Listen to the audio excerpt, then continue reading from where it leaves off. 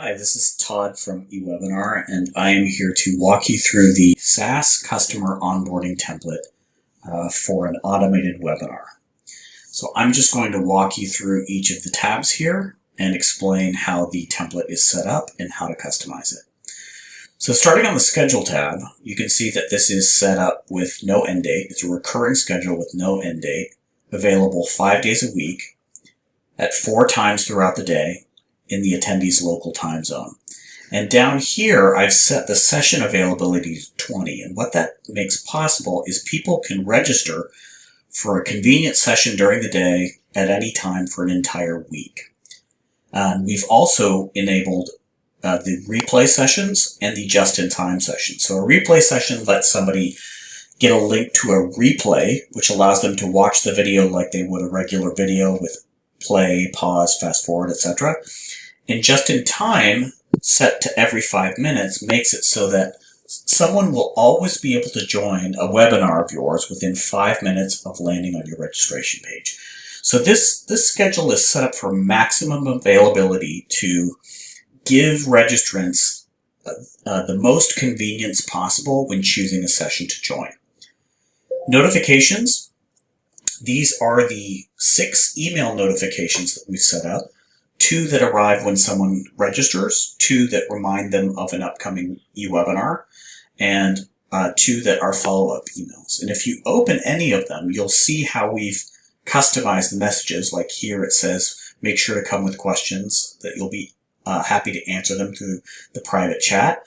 But most importantly, you need to look out for the text that's within these brackets that look like this.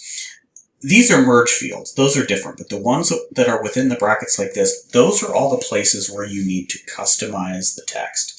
So the main thing you're going to be doing with this template is going through each of the emails, the registration pages, looking for the text that is within these brackets and replacing it with your own, adding new text. Remember, these are just ideas, so you can customize this template however you want, but it should give you a good jumping off point to start from. And by the way, if you go to publish your webinar and you've missed any of these brackets, it will tell you where those places are so you can go fix them and add your own language. So go through these emails one at a time, look for the brackets, customize the text however you'd like. For example, with our follow-up emails, we've suggested you include a list of links to resources that you shared during the webinar. Or perhaps if you have a help center, you could share a link to your help center, or if you have a series of training webinars, you could share a link to register for the next one. That's the idea. But just go through, look for all the places with these brackets, and customize the text. I'm going to come back to interactions because that's where you're going to be spending a lot of your time customizing the template. So let's jump ahead to chat. So there's 2 basic approaches that customer success teams take with chat. Either they add a team member, which you can do using the support email of their company, like support@ewebinar.com. So that way, when notifications of messages come in, they'll go to everyone on the support team who is monitoring that email address. So that's one approach. The second approach that sometimes people do because they want to be more personal is they'll add 3 or 4 moderators, so they're all sharing the responsibility of responding to chat. And they'll leave this off so that the messages that come from the moderators appear in their own name. So from Melissa, from David, from Todd, whoever you've assigned, they'll come from individual people. But if you want, you can turn this on and the messages will only appear to come from the primary moderator. So those are the 2 basic ways that customer success teams approach chat. I've only left on a single notification here, which is when an email notification arrives of a chat message, so that some people who are monitoring the chat can jump in and respond to that message. You could also set up the Slack integration, which is extremely popular with CS teams, because you can be notified of chat messages from within Slack, and you can also respond to chat messages from within Slack. So that's really handy. Here are some more messages you can customize. These are private welcome messages that appear in chat 10 seconds after the participant, the attendee, joins the session.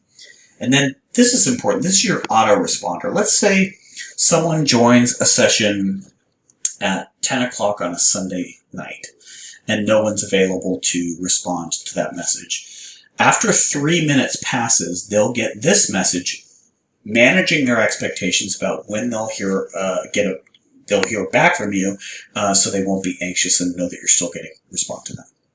So that's everything in chat. Registration pages, this is where you're going to be spending a bit of time customizing these pages. There's 3 places that you need to customize. The first is the registration page.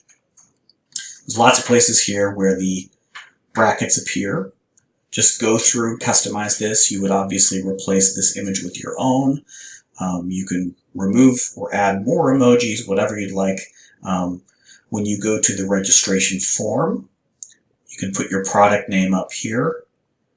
This is a common thing that CS teams do. When asking for the email address for when the registrant is registering for the webinar, they ask them to use the same email that they use to log into the product, so those things match up in their CRM.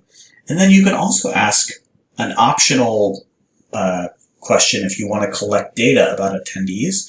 This is a good place to ask that question. And then finally, the thank you page, same thing.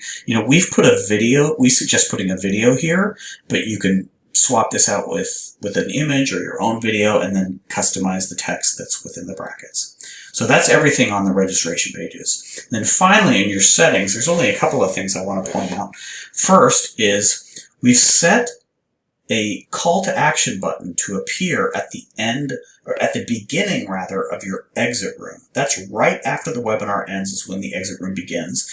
And you can include a call to action that links people to your help center, to really whatever you'd like. If there's a place you'd like people to go immediately after the webinar is over, this is where you could do that. And then when the exit room ends, which is 30 minutes later, you can redirect them to a particular URL. Most people redirect them to the home page of the login of the app itself, so it will take people right into the product. So that's everything on the settings page. So now let's go back to interactions. So you see over here on the right, there are 16 interactions spread throughout the video timeline. You can see they're here on the video timeline. If you want to understand exactly what these interactions are, I've included an outline of the presentation structure that we followed when thinking about these interactions. So you can follow this presentation structure exactly, or you can use it as a jumping off point to create your own presentation. Either way, it will give you a sense of where the interactions that we're suggesting you add should appear in your presentation. So it gives you some context. So I'm going to come back here, and the way this works, and by the way, once you've downloaded the outline, you would just come in here and you would delete this interaction because it's not relevant. But you could go through each of these. You can click on it. You can customize the text, again, replacing the text inside the brackets. And then if you want to change the timing, you can drag the interaction to a new spot on the video timeline, or you can edit the interaction card and manually change the time here. But you'll see that there's a few different kinds of interactions here, like this is a poll that you can use to gather data about your attendees. There is a pop quiz that you can use to make sure people are paying attention. There are links to resources. If you're going to describe 3 to 5 key features of your product, at the end of each section, you can include a link to maybe a how-to article or a best practices article to teach people about that particular feature.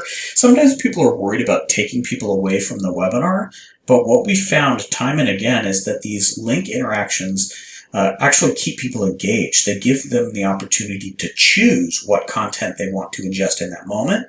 If they do open the link, it opens in a new tab. The webinar keeps playing in the background so they can continue to listen, and then they can skim through the article or read it a bit, or they could just leave the tab open and come back to it later. But either way, they get to decide if that article is important enough that they want to consume it in that moment, because that's really what they came to the webinar for. It just maximizes the choice of the attendee. So the idea is to go through, customize each of these, change their timing. If you don't like one, you delete it. If you think one's missing, you can add a new one. Again, this is just a jumping off point for you to give you ideas and suggestions for how to include interactions throughout your presentation. But we do recommend you include them every 3 to 4 minutes because they do increase watch time and they do increase audience engagement. So that is the entire template. If you have any questions, you can reach out to us at support@ewebinar.com and we'll be happy to answer them for you. Thanks so much.